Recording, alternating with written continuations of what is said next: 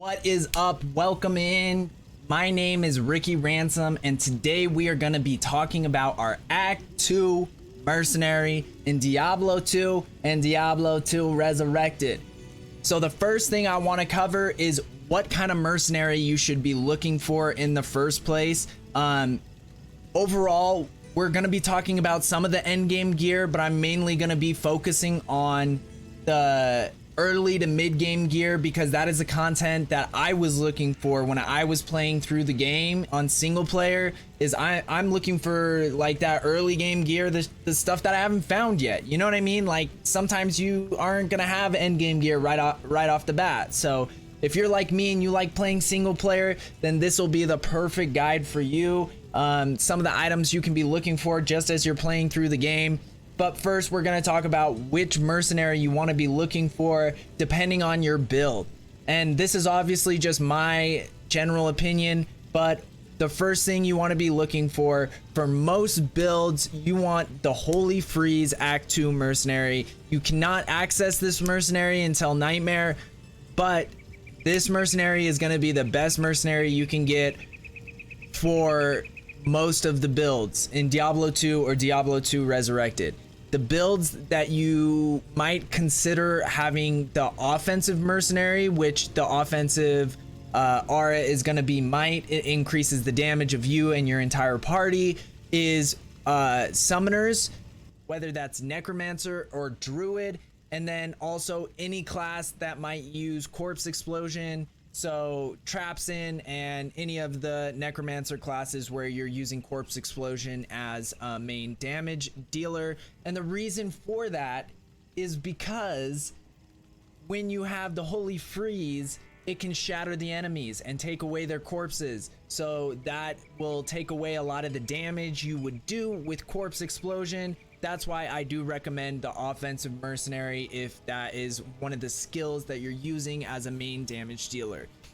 Okay, first thing we're gonna cover is some of the early game helms that you might be looking for if you're building your mercenary, whether it's an Act 1 or Act 2 mercenary, but most of this information is gonna be about an Act 2 mercenary. So, the first things you want to be focusing on are the important stats that you're looking for in helms. And those stats are going to be life leech, resistances, whether it's all res or just specific resistances. Any resistances help out your mercenary quite a bit. Early on, it's not as big a deal, but once you get into Nightmare and Hell, it does make a significant difference.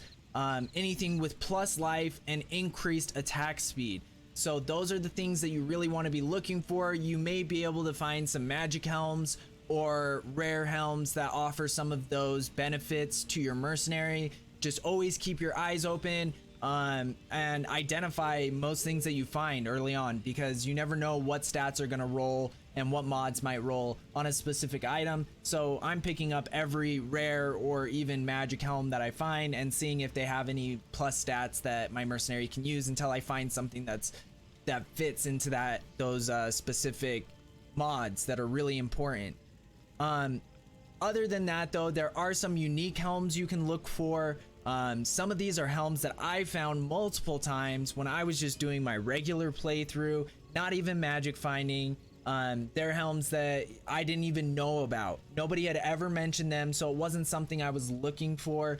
So it's good to just know. The Dust Deep is a helm that you'll find. Most of the time you'll find it a couple times through a playthrough. It's not a rare item to find. If you do find it, it is a decent helm for your mercenary starting off. The biggest bonus that you're getting from this helm is obviously it's got low requirements, but it also has plus 15 to all res. So that is very useful for your mercenary, and it is a helm that you can keep using into Nightmare if you don't find anything better.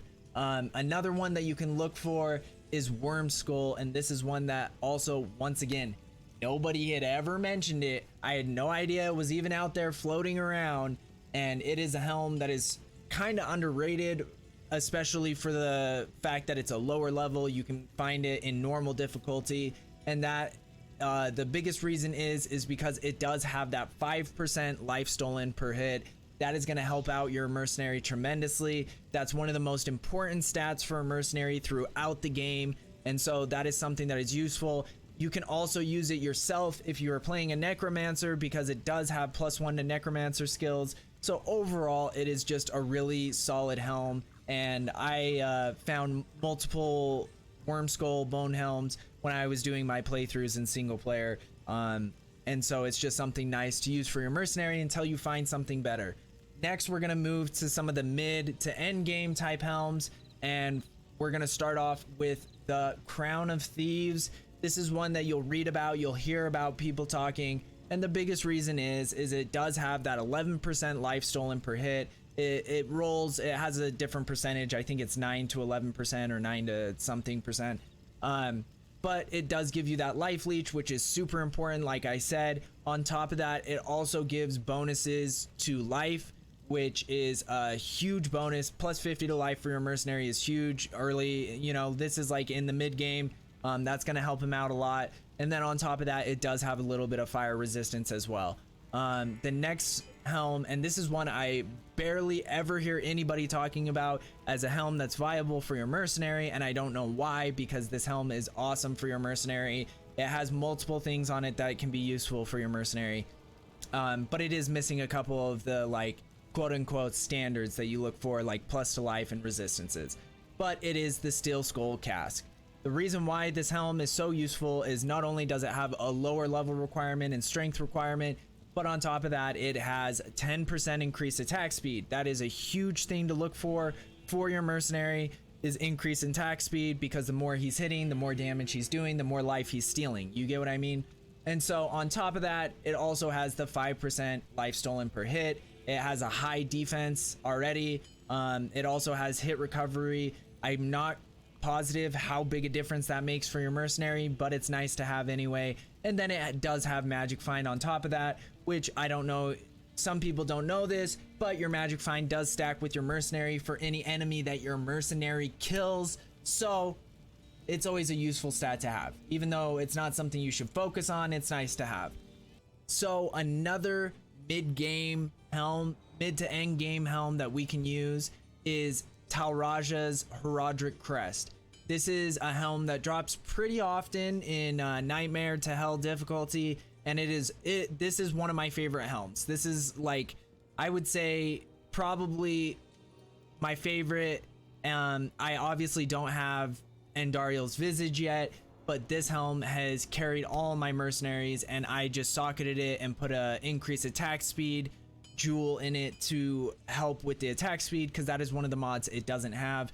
But the mods that are super important that it does have is it has plus 10% life stolen per hit. That is huge for your mercenary, like I said. It also has plus 60 to life, and then on top of that has plus 15 to all res. So this is a really, really, really good underrated helm for a mercenary, and that's something you can use mid to end game. You know, you can use this even over Endariel's Visage if you would like. But we'll move on to armors. Early game armors, the important statistics are similar to the helm statistics that you might be looking for. Things like resistances, plus to life, life leech, and damage reduction are all important stats that you can be looking for. Once again, you can find these stats in magic and rare items, so you keep your eye out for things that you can find that might have some of those mods that you're looking for. But one of the items you can use early on, a unique item, is the Twitch Throw Studded Leather. The biggest thing that this has is it does have increased attack speed. That's another mod you want to look for in all armors or helms or anything that you're using for your mercenary, because once again, the more he hits, the more damage he does, the more life he takes, the more everything, you know what I mean? So that increased attack speed is nice. It does have low requirements. It also does give plus to strength and hit recovery as well, which are things that can be useful for your mercenary as well. Other than this though, you're just going to want to be looking for those types of armors that do have those statistics that I was talking about: resistances, plus to life, life leech, damage reduction, or increased attack speed. And anything that you find with any of those mods can be useful. Another mid to end game type unique armor you can use is the gold skin full plate mail.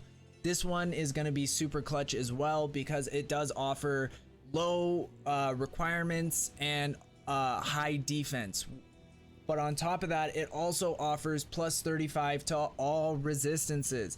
That can be super useful for your mercenary. And it's something that you can use if you need to. If you're not playing a caster build, then it's a perfectly good armor for you to use. But for me, I'm typically running a stealth at that point just because I'm usually playing a caster, and the bonus to run walk and cast rate and hit recovery and regenerate mana and all that is so much more useful to me.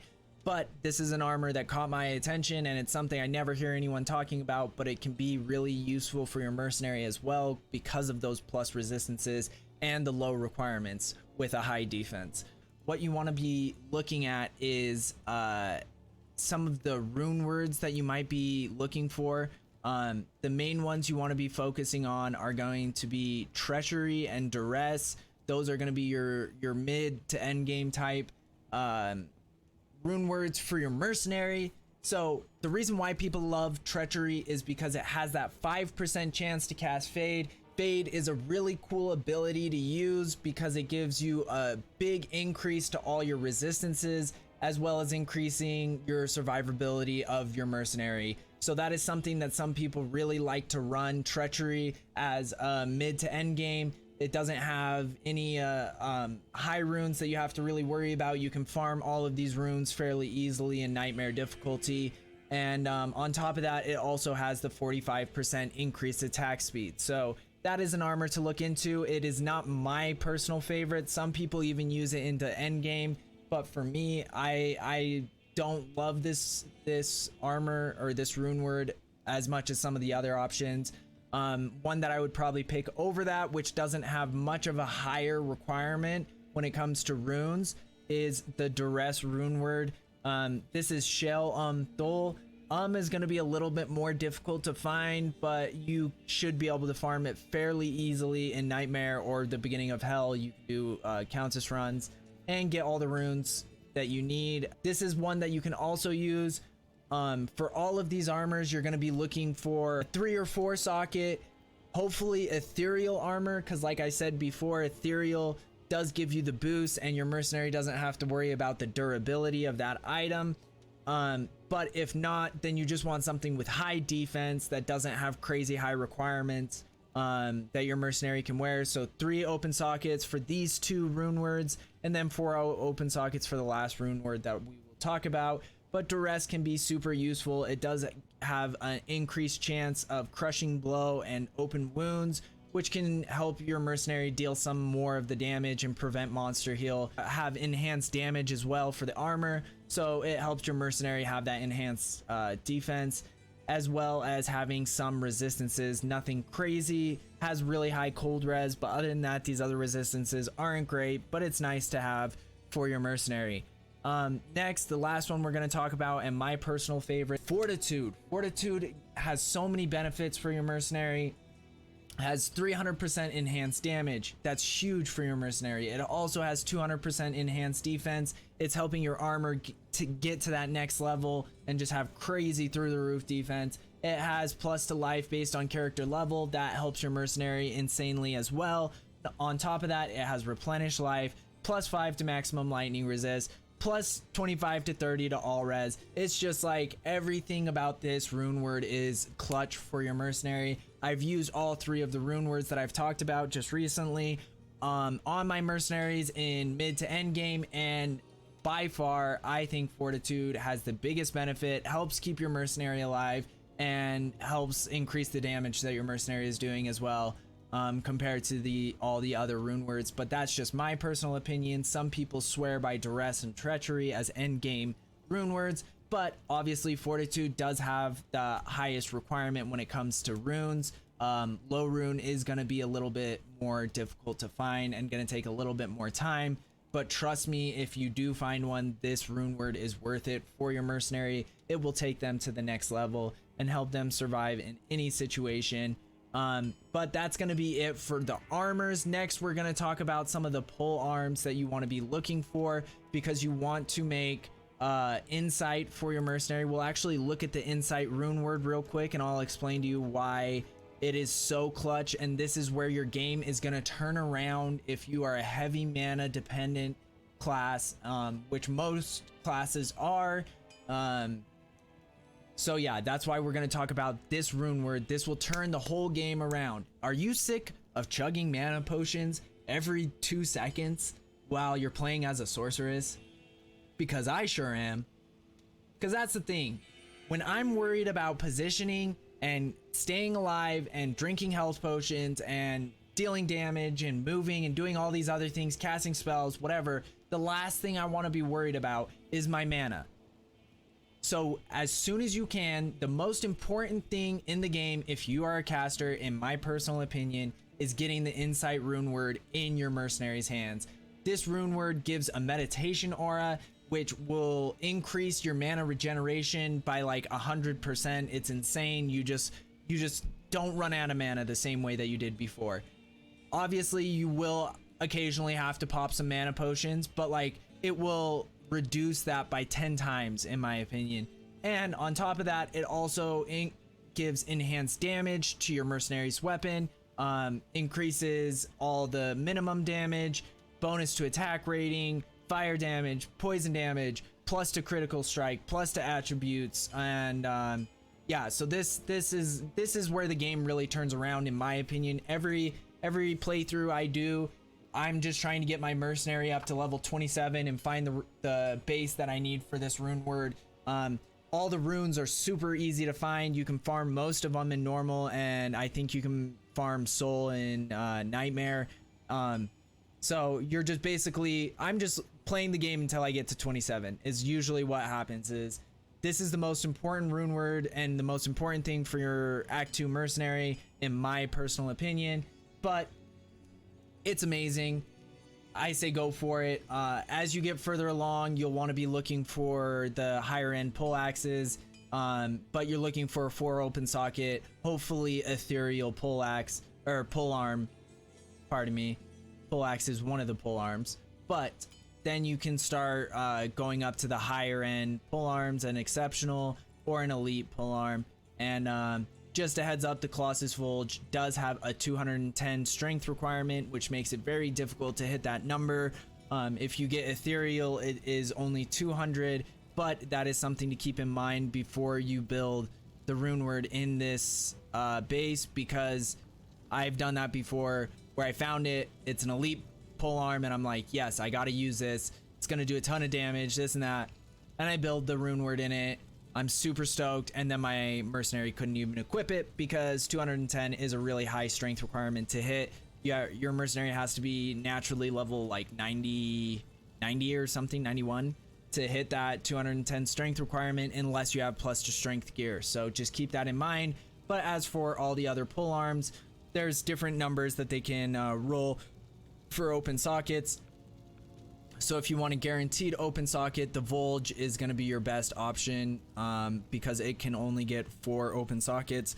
So when you do the Larzik quest, he will always give you 4 open sockets on your Vulge, whereas some of the other ones have 5 or 6 open sockets. So it is personal preference, but that's something to keep an eye out for. And that is going to be the end of today's video on the Act 2 Mercenary. If you have any other questions or comments, leave them in the comments below. Let me know what things I left out, what I should add in the next video. Hopefully this helped you get a better idea of items to look for and things to help build your mercenary in that early to mid game, which is something that is really important in my opinion and helps you progress through the game a little bit quicker.